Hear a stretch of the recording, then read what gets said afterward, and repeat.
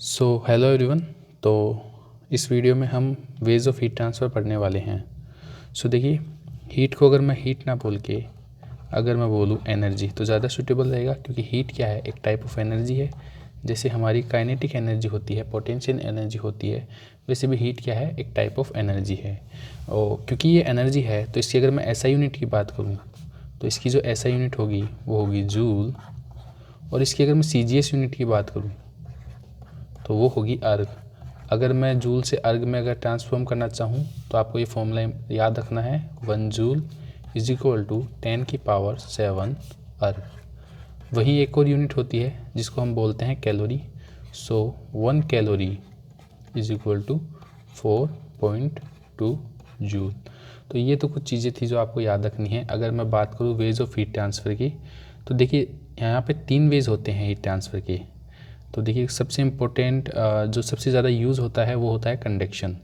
तो अगर heat energy की मैं बात करूँ तो 3 वेज में हम इसको ट्रांसफ़र कर सकते हैं, किसको, एनर्जी को। तो देखिए हीट ट्रांसफ़र, तो जो फर्स्ट जो वे है हमारा जिसमें ज़्यादातर सॉलिड परफॉर्म करते हैं वो है कंडक्शन। देखिए कंडक्शन की मैं बात करूं तो कंडक्शन में क्या होता है कि जो मॉलिक्यूल्स हैं वो परफॉर्म नहीं करते, यानी मॉलिक्यूल्स डजंट मूव। तो यहाँ पे क्या मूव करता है, यहाँ पे जो चीज़ मूव करती है वो है सिर्फ एनर्जी। देखिए आप समझ सकते हैं कि अगर हीट ट्रांसफ़र हो रहा है तो ओनली एनर्जी यहाँ पे ट्रांसफ़र हो रही है, मॉलिक्यूल मूव नहीं हो रही है। किस में होता है, कंडक्शन में। जो इसका सेकंड जो एग्जांपल है, सेकंड वे जो है हीट ट्रांसफ़र का, वो है कन्वेक्शन।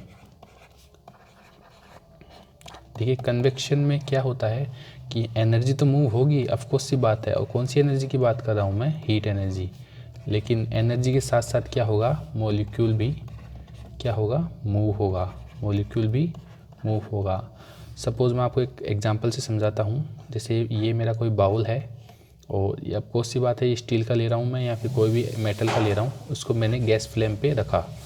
तो यहाँ पे जो क्या हुआ, एनर्जी जो मैंने गैस फ्लेम से इस बाउल यानी कोई भी मेटल को दी, वो मेटल ने क्या किया, अगर मैंने थोड़ा वाटर भर लिया है तो ये एनर्जी मेटल से कहाँ आई, वाटर में आई। तो देखिए मेटल के मॉलिक्यूल तो मूव नहीं किए, लेकिन जो एनर्जी है वो मूव करके वाटर में आ गई। इसी को बोलते हैं कंडक्शन।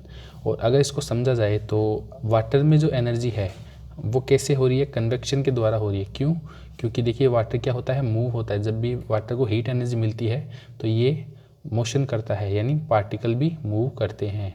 तो इसको बोलते हैं कन्वेक्शन। और जो हमारा थर्ड एंड लास्ट जो वेज ऑफ हीट ट्रांसफ़र है वो है रेडिएशन। देखिए रेडिएशन काफ़ी सिंपल सा है और इसमें कुछ ज़्यादा कुछ कॉन्सेप्ट है नहीं। देखिए रेडिएशन क्या है कि जैसे ये गैस फ्लेम है, इससे कुछ एनर्जी क्या हो रही है, रेडिएट हो रही है। तो ये जो एनर्जी रेडिएट हो रही है ये किसकी फॉर्म में है, रेडिएशन की फॉर्म में है। तो देखिए अगर मैं बात करूँ इनके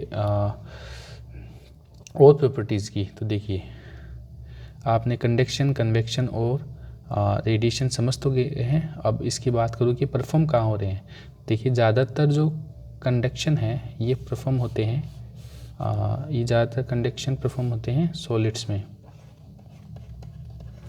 जैसे मेटल टू मेटल, जैसे एक रोड है हमारी, ये रोड किसकी है, ये रोड कोई भी मेटल की है, ये सॉलिड है। आपको सी बात, अगर मैंने मेटल की बात की है तो अगर मैं इसकी बात करूँ तो अगर मैं इसके एक साइड को क्या करूँ, अगर हीट दूँ, हीट एनर्जी दूँ, तो देखिए ये जो रोड है अगर मैं इस साइड को हीट दूँ तो ये ट्रांसफ़र होती होती कहाँ आ जाएगी, सेकंड पॉइंट पे आ जाएगी। तो देखिए मॉलिक्यूल मूव नहीं हुआ, हीट एनर्जी मूव हो गई।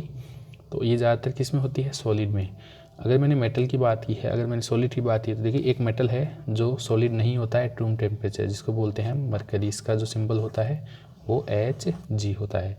तो ये थी पॉइंट टू रिमेंबर।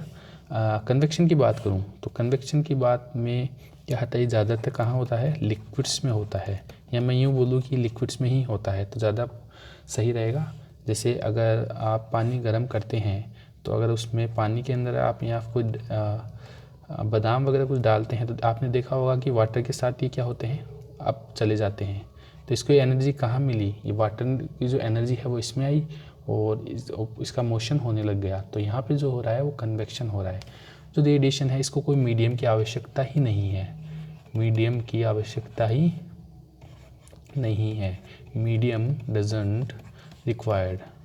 देखिए इसके मैं एग्जांपल से बात करूं तो जैसे हमारा सन है, तो सन से जो एनर्जी आ रही है ये रेडिएशन की फॉर्म में आ रही है, और जो अर्थ है और सन है इसके बीच में क्या है, वैक्यूम। यहाँ पे कोई मीडियम नहीं है।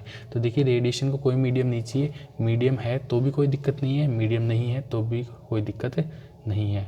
लेकिन कन्वेक्शन एंड कंडक्शन ऐसे हीट ट्रांसफ़र के वेज हैं जिनको हीट एनर्जी ट्रांसफ़र करने के लिए कोई ना कोई मीडियम की आवश्यकता होती है। तो होपफुली आप ये वीडियो अच्छे से समझ पाए होंगे, और आपको जो भी टॉपिक नेक्स्ट पढ़ना है आप उसका मुझे कमेंट कर सकते हैं। सो होपफुली आप इसे लाइक कीजिए, सब्सक्राइब कीजिए और अपने दोस्तों में फॉरवर्ड कीजिए ताकि उनका भी कुछ भला हो सके। Thank you for watching us.